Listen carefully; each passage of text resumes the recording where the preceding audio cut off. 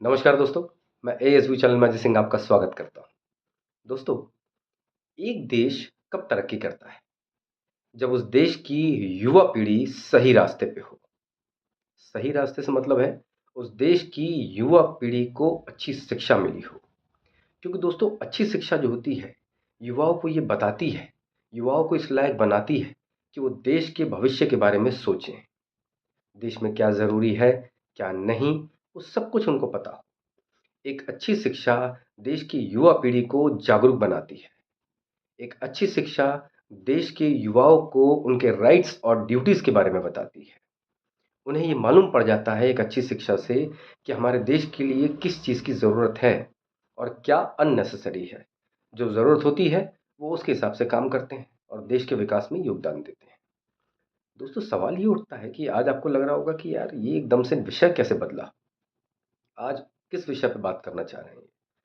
दोस्तों, आज मैं आपसे जो युवा पीढ़ी का राजनीति में प्रवेश हो रहा है, इस विषय पे बात करूँगा। जो युवा पीढ़ी पढ़ाई लिखाई छोड़ के, अपना करियर बनाने छोड़ के, जो पॉलिटिक्स जैसी गंदी चीज़ में उतर रही है, मैं उस पे बात करूँगा। दोस्तों, आप तो देखते ही हैं कि आजकल की युवा पीढ़ी को पॉलिटिक्स कितना अट्रैक्ट कर रही है। अच्छा, गलती उनकी भी नहीं दोस्तों। हमारे देश के अंदर पॉलिटिक्स जो है या पॉलिटिशियन जो है, वो इक्विवेलेंट टू गॉड हो गया है। लगभग भगवान के बराबर ही हो गया है। जैसे भगवान ऊपर से हमको भेजते हैं कुछ नेचुरल राइट्स लेके कि हाँ, ये आपको होना है, वैसे ही हमारे देश के अंदर नेता ने जो कह दिया या मंत्री ने जो कह दिया है वो अंतिम हो जाता है। उसके बाद कुछ नहीं। तो ये चीज़ें बड़ा युवा पीढ़ी को अट्रैक्ट करती हैं। तो अरे, मंत्री जी ने कह दिया तो वो अंतिम हो गया।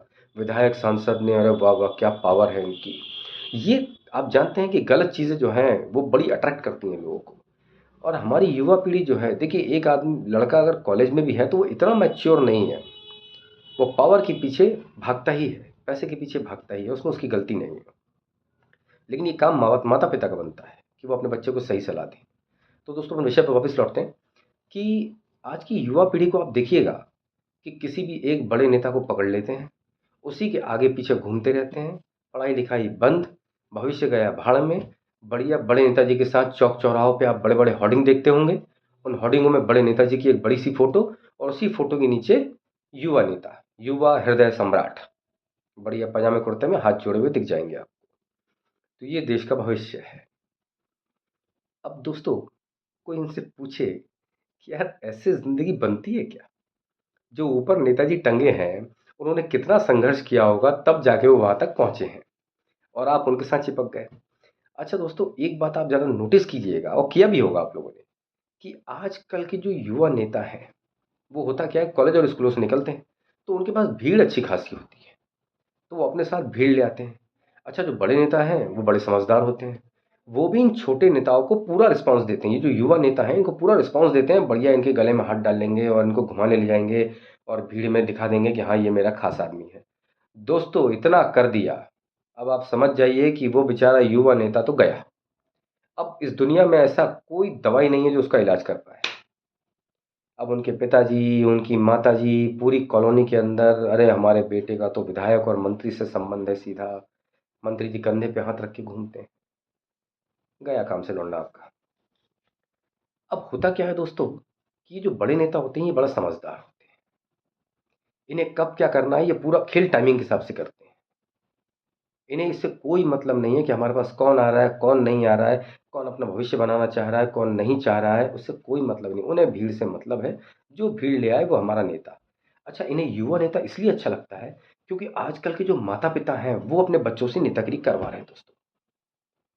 वो अपने बच्चों को वो फाइनेंशियली बड़ा साउंड कर रहे हैं। ऐसा नहीं कि बच्चा कुछ कमा रहा है, बच्चे को पैसा दे रहे हैं। 1-2 एकड़ ज़मीन बेच देते हैं या प्लॉट बेच देते हैं, बढ़िया एक कार दिलवा देते हैं बेटे को और बढ़िया घूमो नेताजी के पीछे। अच्छा, आप जानते हैं कि भारत देश में फोकट लोगों की कोई कमी नहीं है। उस कार में बैठने वाले और शाम को शराब पीने वाले, गुटखा खाने वाले, ये लोग आपको मिल ही जाएंगे। उस कार में बैठना उनका यही काम है, वो भी मिल जाते हैं। चलिए साहब, नेताजी की जय जयकार चल रही है। दोस्तों, यहाँ तक तो ठीक है।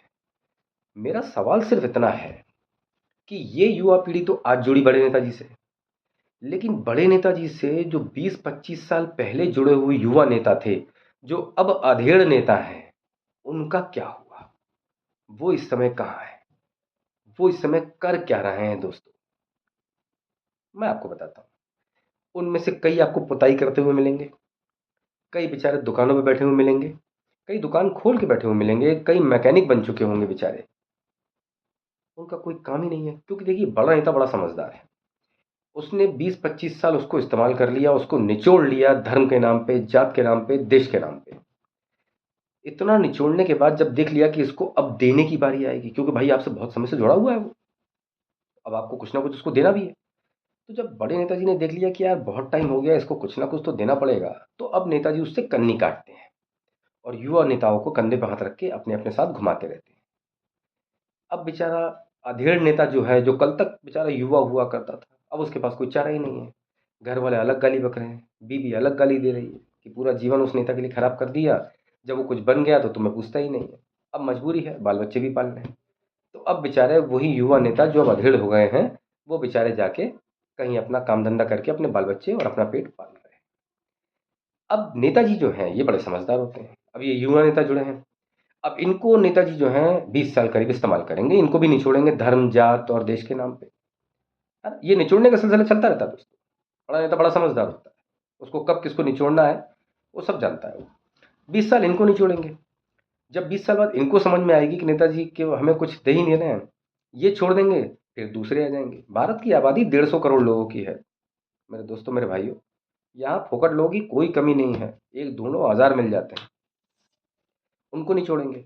अच्छा, इस बीच में मान लीजिए बड़े नेताजी निकल लिए, अगर भगवान को प्यारे हो गए, तो उनकी बेटी या बेटा नेतागिरी करेगा। तो बेचारे युवा नेता कल तक उनकी गुलामी करते थे, आज उनके बच्चों की करेंगे। और उन्हें क्या मिलेगा? तो युवा नेता को मिलेगा आश्वासन। नेतागिरी का सबसे बड़ा ट्रम्प कार्ड, रामबाण ब्रह्मास्त्र। अब इसमें लगे रहो। अच्छा, अब उस युवा नेता की हालत ऐसी हो जाती है कि बेचारा वो ना नौकरी लायक बचता है और ना नेतागिरी में उसे कुछ मिलता है। अब खत्म। अब आपकी मजबूरी क्या है? अब उस नेता को झेलना, उसके बच्चों को झेलना।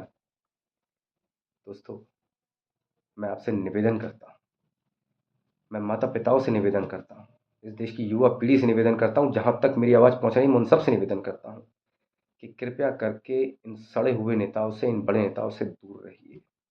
इन्हें भीड़ चाहिए। आपके रूप में लोकतंत्र के अंदर भीड़ की ही गिनती है दोस्तों, लेकिन हम इनके लिए भीड़ क्यों बने? हम आईएएस बन सकते हैं, हम इंजीनियर बन सकते हैं, हम डॉक्टर बन सकते हैं, हम बैंकर बन सकते हैं। हम इनके गुलाम क्यों बन रहे हैं? आईएएस बन जाओगे दोस्तों तो आपको 60 साल की उम्र तक नौकरी करनी है। इनकी सरकार तो 5-10 साल की होती है, 5-10 साल बाद ये आम आदमी हो जाते हैं, ये आपके चक्कर मारेंगे। लेकिन 60 साल आपको कोई हिला नहीं सकता आपकी गद्दी से। दोस्तों, जब आप देश का भविष्य बना सकते हो तो किसी का गुलाम क्यों बनते हो? देश का भविष्य बनो ना यार। इसलिए इन नेताओं के आगे पीछे घूमना बंद कीजिए। अपने भविष्य, अपनी पढ़ाई लिखाई की चिंता कीजिए, अपने माता पिता, अपने परिवार की चिंता कीजिए। जब आप कुछ बनते हैं ना, तो आपके माता पिता बड़े खुश होते हैं। दोस्तों, नेता लाख में एक बनता है, वो भी कोई पक्का नहीं है, वो किस्मत पे होता है। लेकिन पढ़ाई लिखाई आपको इतना बना जाएगी कि आपको किसी का गुलाम बनने की आवश्यकता नहीं पड़ेगी। आप खुद अपने पैरों पे खड़े होकर अपने आप को स्टैब्लिश कर सकते हैं दोस्तों। इसलिए कोई नेतागिरी नहीं, केवल अपनी पढ़ाई पे ध्यान लगाइए और अपना जीवन बनाइए। दोस्तों, आज के लिए बस इतना ही। आपसे एक निवेदन करना चाहता हूँ दोस्तों, कल भी किया था कि दोस्तों, नरेंद्र मोदी जी का अभियान है एक, कि एक पेड़ माँ के नाम। तो दोस्तों, आप अपनी माँ के नाम पे एक पेड़ जल्दी से जल्दी लगाइए दोस्तों। दोस्तों, आज के लिए बस इतना ही। कल एक नए विषय पर मिलते हैं। बहुत बहुत धन्यवाद दोस्तों। भारत माता की जय। जय सिया राम।